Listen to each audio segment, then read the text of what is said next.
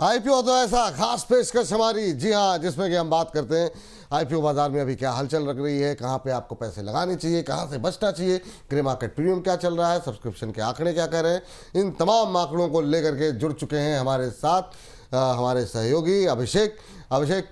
बताइए आज आईपीओ बाजार की हलचल में क्या कुछ चल रहा है और क्या कुछ हलचल है, कहाँ से शुरू करना चाहेंगे आप?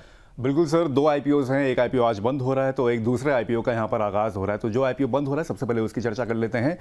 भारत कोकिंग कोल आईपीओ जब से ये शुरू हुआ है तब से काफ़ी सुर्खियों में है, काफ़ी हॉट ट्रेंडिंग एक तरह से बना हुआ। साल का पहला आईपीओ भी है तो इसको नंबर जो मिले हैं वो भर भर के मिले हैं।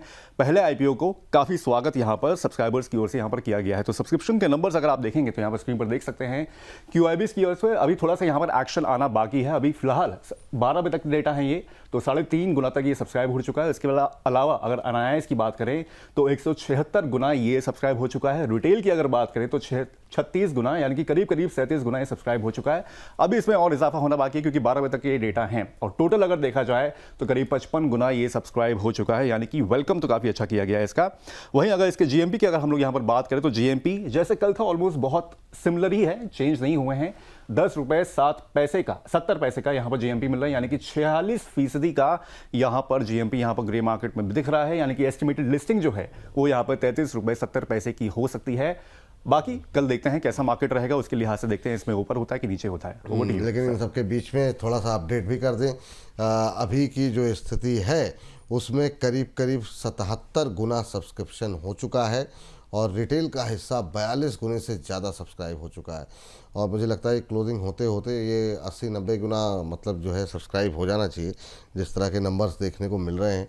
वक्त कम बचा है मैम, मतलब क्या ही करें फिर तो बस अगरबत्ती लेकर के ईश्वर की प्रार्थना कर सकते हैं कि मिल जाए आईपीओ।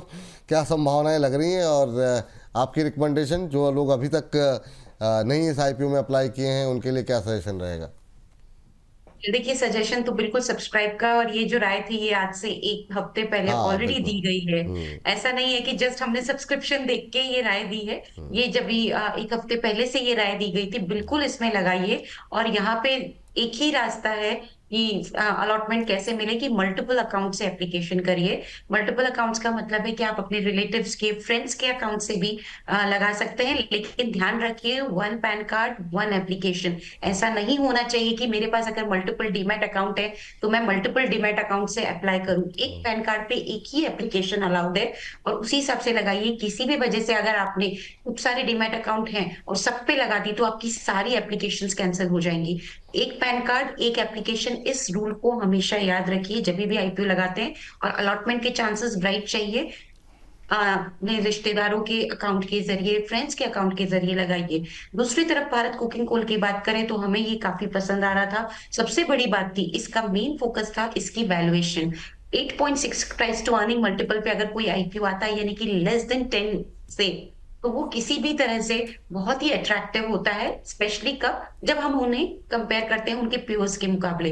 तो ये काफी अट्रैक्टिव वैल्यूएशन पे आया है। इनफैक्ट मैंने आपके चैनल पे ये भी बोला था कि शेयर होल्डर कोटा से भी लगाइए अगर आप शेयर होल्डर है कोल इंडिया के। लेकिन उसमें कुछ एक बातों का ध्यान रखना जरूरी था, क्योंकि डेट्स मेंशन थी। रिकॉर्ड डेट 2 तारीख की, 2 जनवरी की, तो 2 जनवरी तक जिनके भी अकाउंट में कोल इंडिया के शेयर्स हैं वो एलिजिबल होते हैं शेयर होल्डर कोटा में पार्टिसिपेट करने के लिए। और दूसरी तरफ शेयर होल्डर कोटा में आप 2 लाख से ज्यादा की एप्लीकेशन नहीं लगा सकते। एक और बात मैं बताना चाहती हूँ, भारत कुकिंग कोल में अगर आपको आईपीओ के अलॉटमेंट के चांसेस बढ़ाने हैं और अगर परिस्थिति है कि हम 10 लाख की एप्लीकेशन करें, तो मेरी ये सलाह रहेगी कि 10 लाख की यानी कि एचएनआई में आप लगाइए। और वहां पे अगर आप मल्टीपल अकाउंट से लगाते हैं, भगवान की दया से अगर हमारी इतनी अच्छी परिस्थिति है, तो मुझे लगता है फिर उसमें जरूर लगाइए। उसमें चांसेस ऑफ अलॉटमेंट भी काफी हाई हो जाते हैं, क्योंकि ये प्रश्न बहुत ज्यादा हमारे को बार बार सुनने को मिलता है कि चांसेस ऑफ अलॉटमेंट कैसे बढ़ाएं। तो ये कुछ मैंने तरीके बताए हैं। बाकी बिल्कुल यहाँ पे रेटिंग तो सब्सक्राइब की हम ऑलरेडी दे चुके हैं, उसमें कोई दो राय नहीं है। बिल्कुल इसमें सब्सक्राइब करिए लिस्टिंग गेन और लंबी अवधि के लिए। बिल्कुल। और ये जो आपने बात बताई है ये कोई नहीं बताता, सबसे महत्वपूर्ण बात। बहुत लोगों, क्योंकि ये बात आपने सही की, बहुत लोगों के सवाल हैं कि आईपीओ में पैसे लगाते हैं, कभी लगता नहीं, आईपीओ मिलता नहीं। तो ये वो तरीके बताए गए हैं, नुस्खे बताए गए हैं, जिसको कोशिश करिए आप लोग और संभावनाएं इससे बढ़ जाती हैं।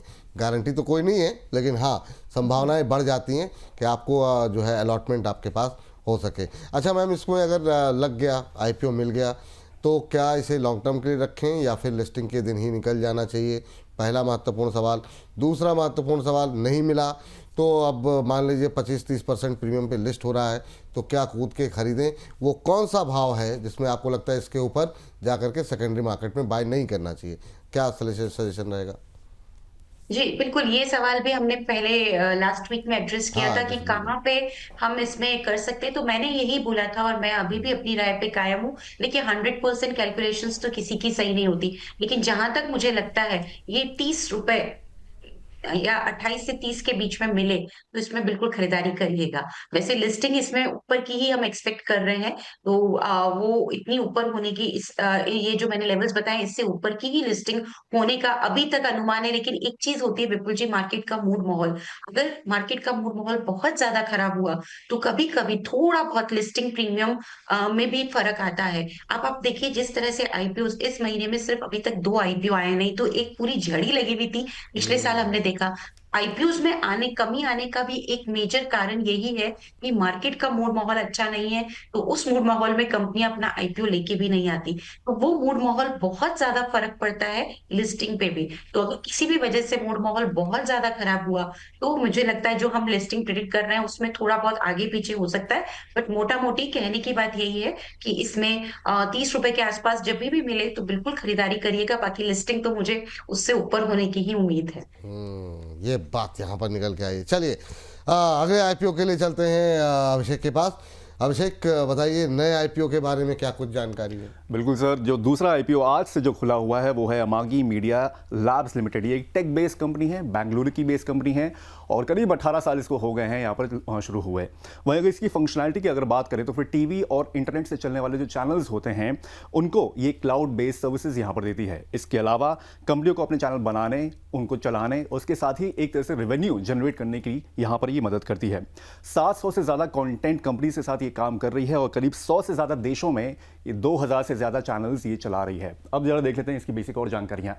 तो यहाँ से यह खुल गया है, जैसे कि आज हम लोगों ने चर्चा की इसके बारे में। क्लोज ये 16 जनवरी को होगा। उसके अलावा अलॉटमेंट जो होगा इसका 19 जनवरी को इसका अलॉटमेंट जो होगा वो मिल जाएगा। लिस्टिंग डेट अगले हफ्ते 21 जनवरी को इसकी लिस्टिंग हो जाएगी।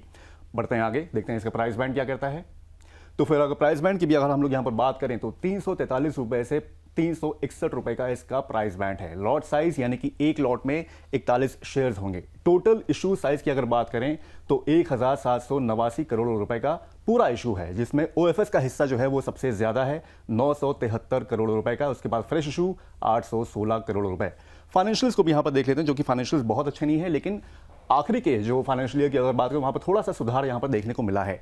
टोटल इनकम अगर देखेंगे आप तो 2023 यानी कि 725 करोड़ रुपए था, यहां से बढ़कर 942 करोड़ रुपए मार्च 2024 के एंडिंग में हुआ।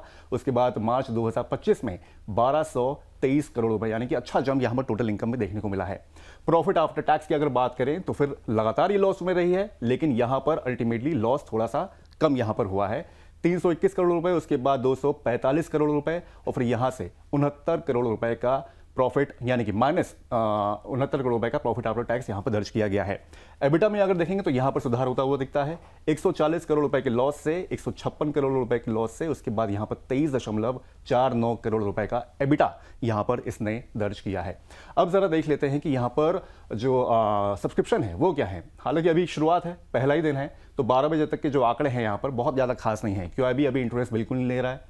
एनआईआईएस की बात करें 0.02 टाइम्स ये सब्सक्राइब हुआ है। उसके बाद रिटेल की अगर बात करें तो 0.16 टाइम्स ही ये अभी सब्सक्राइब हुआ है और टोटल अगर देखा जाए तो 0.04 टाइम्स ही अभी फिलहाल ये सब्सक्राइब हुआ है। जीएमपी भी बहुत ज्यादा खास इसका नहीं है। कल 20 रुपए तक का जीएमपी इसको मिल रहा था, आज ये घटकर 16 रुपए पर आ गया है, यानी कि केवल 4.5% का ग्रे मार्केट में इसको प्रीमियम मिलता हुआ दिख रहा है। एस्टिमेटली लिस्टिंग जो है वो 377 रुपए पर हो सकती है, यानी कि 361 रुपए से ऊपर 377 रुपए 16 रुपए का एक्स्ट्रा इसको जीएमपी यहाँ पर जो मिलता हुआ दिख रहा है, ये इसकी लिस्टिंग हो सकती है। Over to you sir. जी, तो ये बात तमागी को लेकर के तमाम डिटेल आपने बताई। आस्था मैम के पास चलते हैं। आस्था मैम, कैसे देख रही हैं इस नए आईपीओ को? आज से खुला है, क्या पार्टिसिपेट करना चाहिए? जी, बिल्कुल देखिए ग्लोबल कंपनी ये है और बेसिकली ये क्या करती है कि ये SaaS बेस्ड सॉल्यूशंस प्रोवाइड करती है किनको ब्रॉडकास्टर्स को और जो ये स्ट्रीमलाइनिंग प्लेटफॉर्म्स है उनको ये कंटेंट प्रोवाइड करती है। तो बेसिकली देखा जाए तो जो इनका बिजनेस मॉडल है एक तो यूनिक है क्योंकि इंडिया में इस तरह की कंपनी नहीं है। तो पहली चीज तो ये है कि थोड़ा-सा निश इन्होंने एरिया कवर किया है क्योंकि SaaS कंपनीज के आईपीओ हमने पहले भी देखे थे।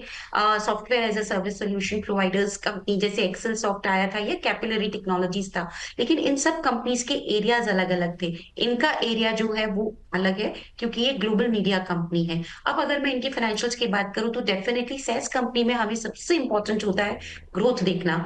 फाइनेंशियल्स में जो ग्रोथ आई है specially CAGR growth of the revenue यानी कि टॉप लाइन ये 30% कैगर से ग्रो कर रहे हैं लास्ट 2 ईयर्स से जो कि एक अच्छी ग्रोथ मानी जाती है। और SaaS कंपनी का मेन इसमें फोकस ही यही है कि आप ग्रो कर रहे हैं कि नहीं क्योंकि यूजुअली SaaS कंपनी बहुत हाई रेट से ग्रोथ करती है तो वहां पे इनकी ग्रोथ अच्छी है। दूसरी तरफ देखें तो क्योंकि कंपटीशन नहीं है अभी तक तो एक तरह से मोनोपोली है if I talk about India Bangalore में इनका ऑफिस है और 2008 में स्टैब्लिश हुई है तो यहाँ पे लिमिटेड कंपटीशन है एज ऑफ नाउ। सो मुझे ऐसा लगता है कि क्लाउड बेस्ड जो ये SaaS सर्विसेज प्रोवाइड करते हैं ये मुझे काफी अच्छा इनका बिजनेस मॉडल लगा।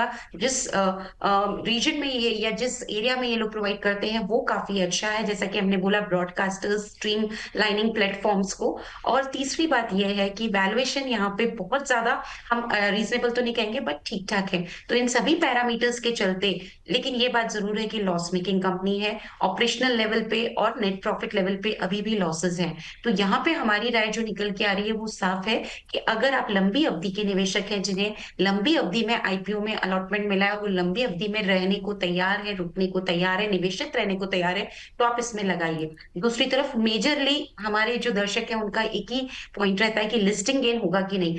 मुझे ऐसा लगता है कि जिस तरह की कंपनी ये है जिस तरह का मॉडल है ये एक छोटा मोटा लिस्टिंग गेन दे सकता है अगर मार्केट का मूड माहौल अच्छा हुआ। तो यहाँ नेगेटिव लिस्टिंग होने की उम्मीद एज ऑफ नाउ कम लगती है।